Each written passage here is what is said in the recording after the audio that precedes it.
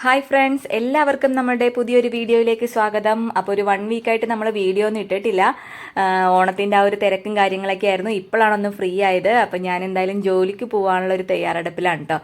അപ്പോൾ രാവിലെ മെഷീനിൽ തുണിയൊക്കെ ഇട്ട് ഇതാ എൻ്റെ മുടി കണ്ടോ ഫ്രണ്ട്സ്, ഞാനൊന്ന് ഓണത്തിനൊന്ന് സ്റ്റൈലാവാൻ നോക്കിയതാണ്.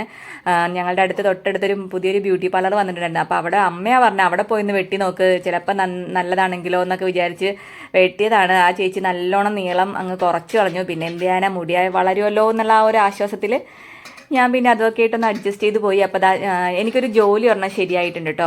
ഇവിടെ അടുത്ത് തന്നെയാണ്. അപ്പോൾ എന്തായാലും ഞാൻ വെറുതെ വീട്ടിലിരിക്കണ ആണല്ലോ, അടുത്ത് തന്നെ ആയതുകൊണ്ട് നമുക്ക് വളരെ എക്സ്പെൻസോ കാര്യങ്ങളൊന്നും ട്രാവലിംഗ് എക്സ്പെൻസോ അങ്ങനെ ഒന്നും വരുന്നില്ല.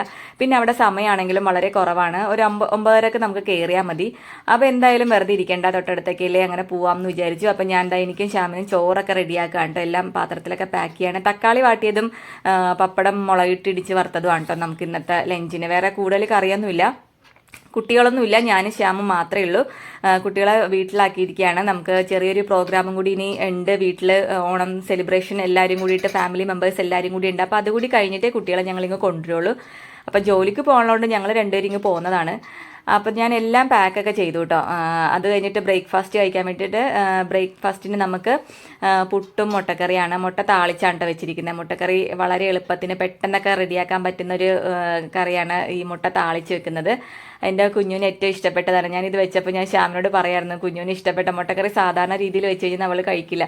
അപ്പോൾ അതൊക്കെ ഞങ്ങൾ പറഞ്ഞുകൊണ്ടിരിക്കുകയായിരുന്നു. അപ്പോൾ ഞാനും ശ്യാമും എന്താക്കും വളരെ കുറച്ച് പുട്ട് മതി കേട്ടോ. ശ്യാമിന് ഒരു ബ്രേക്ക്ഫാസ്റ്റൊക്കെ വളരെ കുറച്ച് മതി. അപ്പോൾ എന്തായാലും ഞങ്ങളിതാ റെഡിയായി. ഞാൻ എന്തായാലും അപ്പോൾ പോട്ടെ, ടാറ്റ ബൈ ബൈ. നമുക്ക് നല്ലൊരു വീഡിയോയിലൂടെ അടുത്ത ദിവസം കാണാം. ഇതൊരു കുഞ്ഞു വീഡിയോ ആണ്. എല്ലാവരും ഒന്ന് ലൈക്ക് ചെയ്തേക്കാം. നമുക്ക് അടുത്ത ദിവസം കാണാം.